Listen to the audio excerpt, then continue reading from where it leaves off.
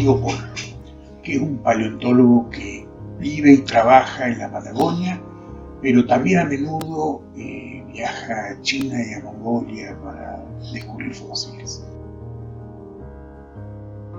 Empecé con una chicana, toreándolo, al plantearle que si la paleontología es diferente de la neontología, y me llenó la cara de argumentos.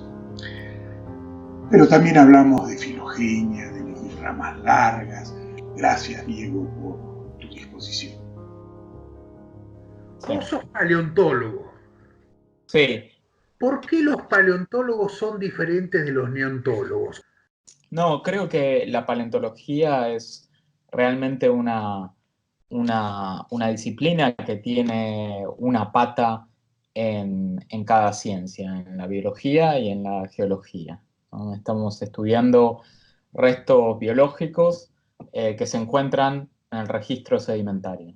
Y es imposible comprender cabalmente estos restos fósiles si uno no considera tanto el aspecto biológico del fósil en sí mismo, la anatomía y sus relaciones, como el contexto estratigráfico, geológico en el cual se encuentra, el cual nos brinda información de tiempo, de ambiente, del lugar y del tiempo en el cual vivió esta entidad biológica. Entonces, para entenderla cabalmente debemos juntar esos dos mundos, esas dos disciplinas, en una sola, que es la paleontología. Hay una frase muy famosa de un paleontólogo, Romer, que dice: cuando estoy entre biólogos me siento un geólogo y cuando estoy entre geólogos me siento un biólogo, ¿no? Y es un poco lo que nos pasa. Los biólogos nos dicen: ustedes estudian piedras, y vamos con los geólogos y nos dicen: ustedes estudian bichos, ¿no?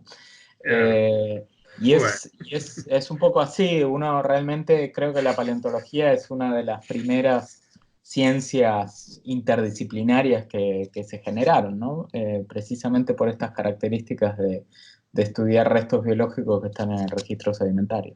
Bueno, estás echando por tierra todos mis argumentos, porque yo digo que la paleontología no existe. Que no tienen preguntas independientes o métodos más que los métodos, como decir, bueno, uso transparentaciones para estudiar el esqueleto, ustedes usan pico para extraerlo. Bueno, ese es simplemente para chicanear nada más. No, hay muchos aspectos del estudio paleontológico. Cuando estamos estudiando el organismo en sí mismo, es netamente biológico. Es netamente biológico. Pero a su vez, el fósil es digamos, un resto biológico que ha sido transformado. Ha sido transformado químicamente, ha sido, digamos, alterado por el entorno geológico en el cual se encuentra, y muchas veces, para comprender eso, procesos de formación, procesos de alteración, muchas veces estudiamos isótopos estables en las diferentes partes del organismo para entender algún aspecto de su ecología, y eso, digamos, ha sufrido una transformación en el tiempo geológico que va de la mano de la transformación que sufrieron los estratos. Entonces, la distribución de organismos en el tiempo, la bioestratigrafía, no tiene ningún correlato con lo que es la neontología o el estudio biológico. O sea, estamos capturando o intentando inferir procesos que exceden por largo cualquier tipo de escala temporal humana, que son las que observan los neontólogos, ¿no? Entonces, hay algunos aspectos que son netamente biológicos, otros que realmente no tienen correlato en lo que es la biología actual, ¿no? La neontología. Bien.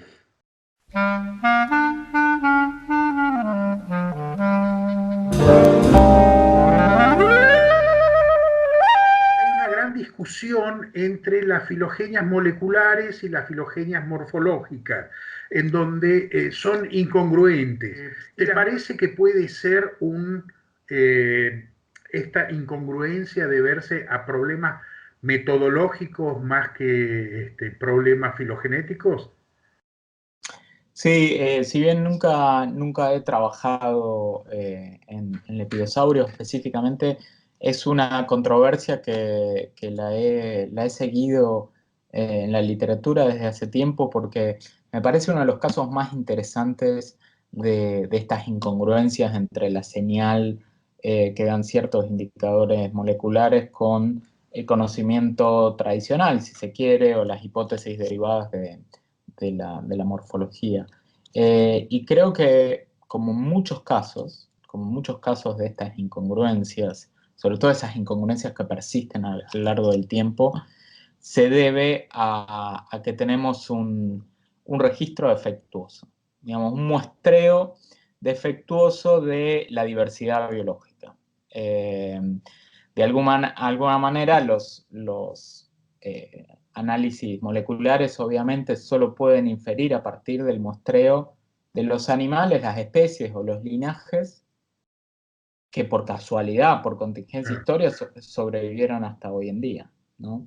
Entonces, ese muestreo sabemos que es sesgado e incompleto, ¿no? Aquellos linajes que tuvieron la suerte de sobrevivir hasta el día en que vivimos nosotros hoy son los únicos que podemos, digamos, muestrear. Entonces, de un punto de vista, digamos, de muestreo estadístico, sabemos que es una muestra completamente sesgada e incompleta, ¿no? Incompleta digamos, por afano, porque Sí, sabemos que más del 99% de la biodiversidad está extinta y lo que vemos hoy en día es una pequeña fracción de lo que ha existido. Lo interesante de este caso es que también la evidencia morfológica que tenemos es similarmente incompleta. ¿Por qué? Porque obviamente conocemos muy bien la anatomía de los lepidosaurios actuales, pero el registro fósil de los lepidosaurios no es tan rico como el de otros grupos. bien. Sobre todo cuando nos remontamos a los tiempos de divergencia de estos linajes en el Mesozoico. Cuando empezamos a ver el registro fósil de todos estos linajes de lepidosaurios en el Cretácico y el Jurásico, no es muy abundante. Y es bastante incompleto anatómicamente.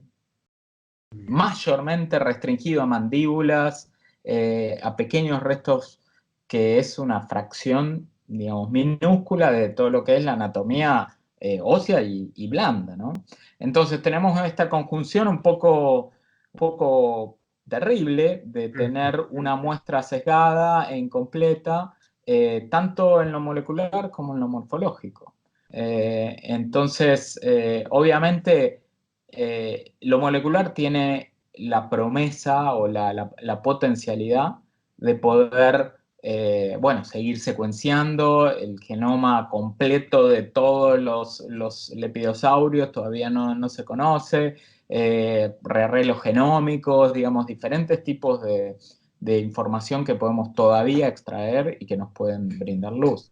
Y desde lo morfológico, el registro paleontológico tiene el potencial de que sigamos descubriendo, especialmente en el Mesozoico, en el momento de divergencia de estos linajes que en otros casos realmente nos ha ayudado mucho a entender la evolución y la relación de los grupos. Stretched out on a long white table, so cold, so sweet, so fair. Quería preguntarte sobre las ramas largas y sobre el problema metodológico de las ramas largas, si lo pudieses explicar en pocas palabras y si crees que se aplica aquí en algunos casos, en el caso de Lepidosauria. Sí, las ramas largas básicamente lo que representan es grandes cantidades de divergencia evolutiva. Entonces, hablamos de una rama larga cuando entre el ancestro de la rama y el descendiente de la rama, que puede ser un grupo o una especie, hay un cambio evolutivo muy, muy grande, que puede representar mucho tiempo o evolución muy rápida o una combinación de ambas, ¿sí? Entonces, cada vez que tenemos una rama larga, la señal filogenética, que es básicamente la similitud entre el descendiente y el ancestro, se va erosionando, ¿sí? los cambios evolutivos van erosionando, al diferenciarse el descendiente del ancestro, vamos erosionando esa similitud original. Entonces, si extendemos mucho ese cambio evolutivo, la señal filogenética, la similitud se va erosionando mucho. Entonces, cuando tenemos un grupo o una especie que es muy divergente de su ancestro, es muy difícil ubicarla, es muy difícil distinguir si el ancestro es este nodo o el nodo de al lado o dos nodos más abajo. Entonces ese es básicamente el problema de las ramas largas, tener un grupo o una especie muy, muy diferente del resto y que por lo tanto su ancestría es difícil de ubicar. Esto tiene un correlato muy, muy cercano con lo que hablábamos recién del muestreo incompleto. Una rama larga se puede generar por un cambio evolutivo muy abrupto o por un linaje que vivió durante mucho tiempo y del cual no conocemos ninguna de las especies intermedias, por llamarlas de algún modo. Entonces, muchas veces las ramas largas que tenemos en los problemas filogenéticos representan básicamente estos muestreos incompletos de la diversidad biológica de este linaje en particular. Y claramente es una de las cosas que probablemente esté afectando la resolución de las relaciones entre los lepidosauромorfos. Y particularmente las ramas largas a veces tienden a agruparse entre sí porque son muy diferentes a otras, más porque sean parecidas entre sí. En el caso de los lepidosaurios tenemos el caso de los ápodos, en donde las anfisbenas con las serpientes y los divámidos normalmente tienden a juntarse, pero básicamente porque son muy diferentes a los restantes, más que sean parecidos entre sí. Sí, exacto. Hay diferentes fenómenos, digamos, que ocurren con las ramas largas desde el punto de vista metodológico. Uno de ellos, muy citado comúnmente, es la atracción de las ramas largas. Afecta mucho al método de parsimonia bajo ciertas condiciones específicas, pero aún así utilizando otros métodos y en otras circunstancias. Hay otros fenómenos que se dan que a veces tienden a separarse.